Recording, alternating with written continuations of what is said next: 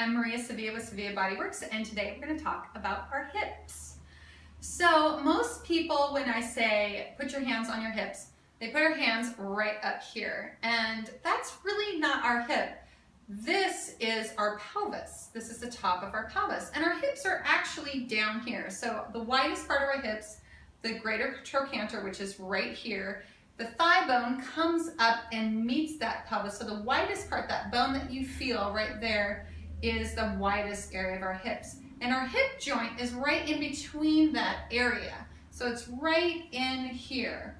So when we move our hips, it's really important. Why? Because sometimes when we sit all day, they get stiff, they lose a lot of their fluid, and they need to move around. Joints need to be moved. So what does the hip do? Well, it goes forward, flexion, and it goes back and extension. It also goes out, abduction, and it comes in, adduction.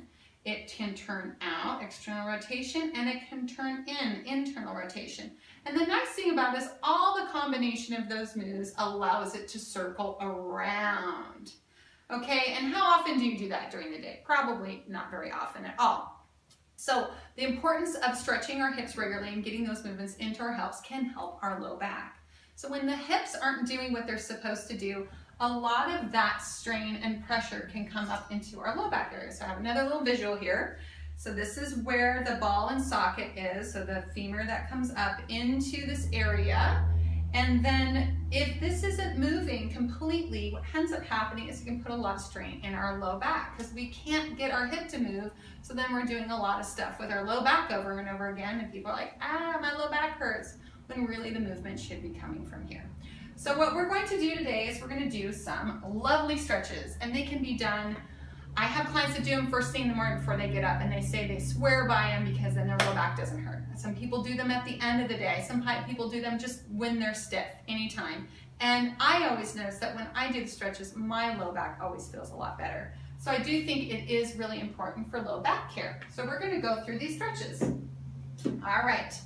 I'm going to lie down on my back. I'm going to come to the very edge of this table here, but most of you will probably do this on the floor. And the first thing that we're going to do is I'm going to bring my right knee into my chest, and then I'm going to slide my left leg out. So the pelvis, we can think about little wheels being the pelvis, okay? So as I'm bringing this knee into my chest, a little visual here, this is my pelvis, this is my hip.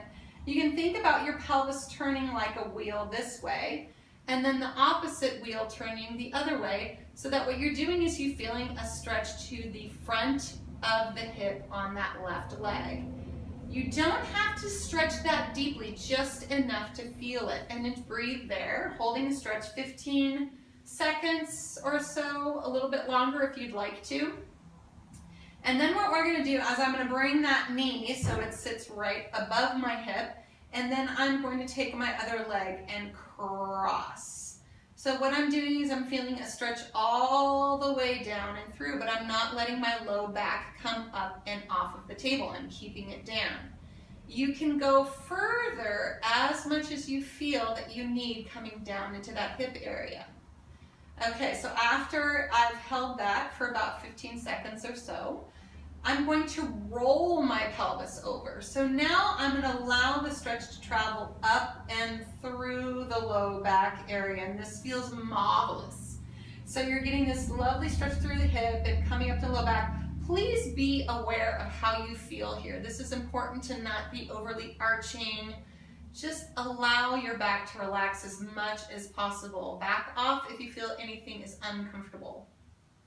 So then as I've held that there for a little bit, I'm going to bring myself back around. So you can see I've lifted my hip off and I've pretty much stacked my pelvis up on top of the other side.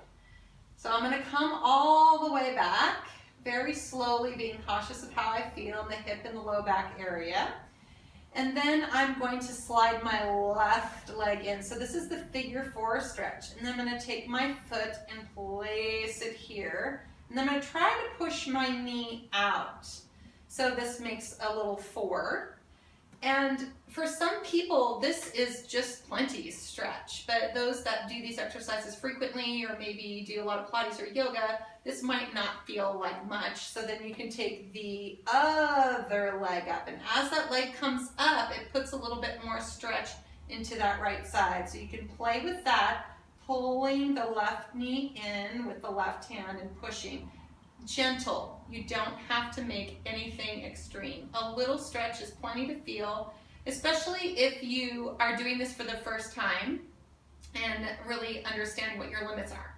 So I'm going to take this shape just like what I did the other stretch, and I'm just going to roll over. So now I'm going to roll over to that side again, and now I'm opening up my low back and hip. I'm trying to aim my right knee up towards the ceiling.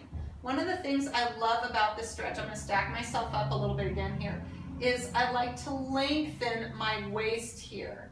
And it feels really good to create that space between the ribs and the hips. So I'm lengthening, I'm using my foot for some leverage and letting my knee open. So they get nice open space through my waist here. Again, taking it easy, managing what you feel like, bringing it back around gently and slowly. Now I'm going to go into kind of like tree pose in yoga. We get to this lying down. I'm going to slide my left leg out, and I'm going to take my right leg and put it up against my leg. Depending upon your flexibility and where you are, you can place it at different places on your opposite leg. But the goal is to stay flat through the pelvis so that I'm not rocking too much to one side and letting my knee drift out. Okay, if I feel like I'm really arching my back here because I'm tight through this area, I just need to let my hips drop down a little bit, and hips being here, drop down to the floor so you can feel that space opening.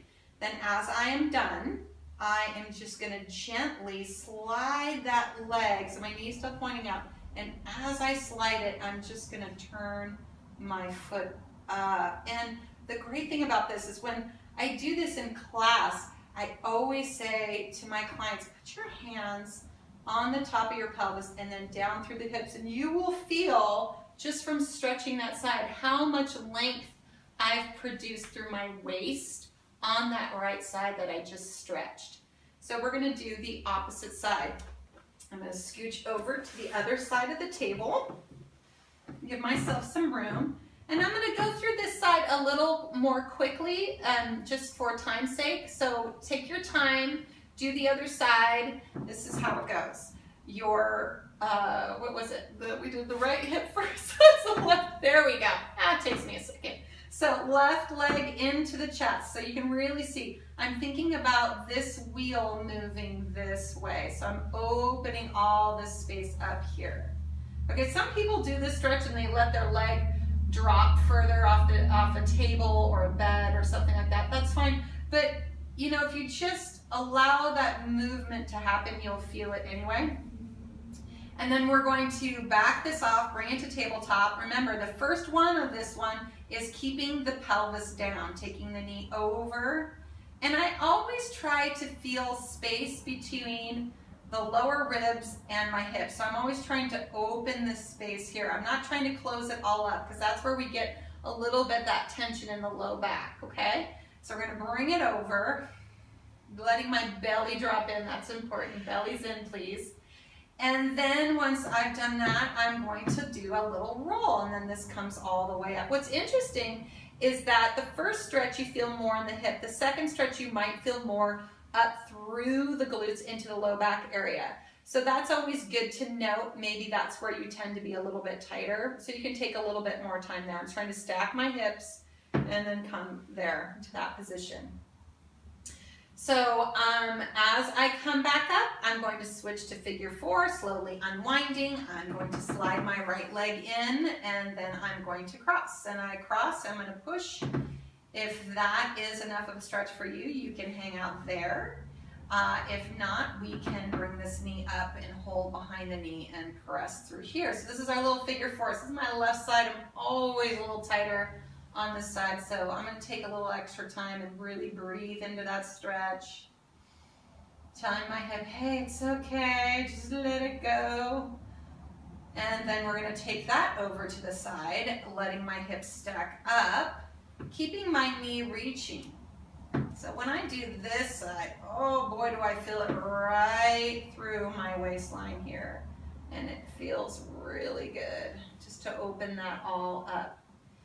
You can wiggle a little bit into a better position if you feel kind of a pull in the low back. Remember, you don't want to feel that. You want to feel just space opening.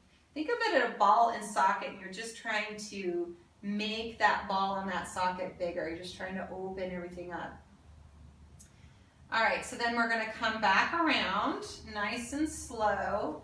Then I'm going to go into my supine tree pose, which is letting that leg slide out and then coming down here.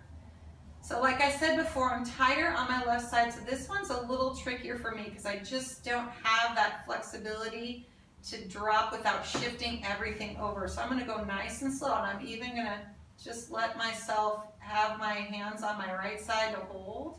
Let the knee drop out.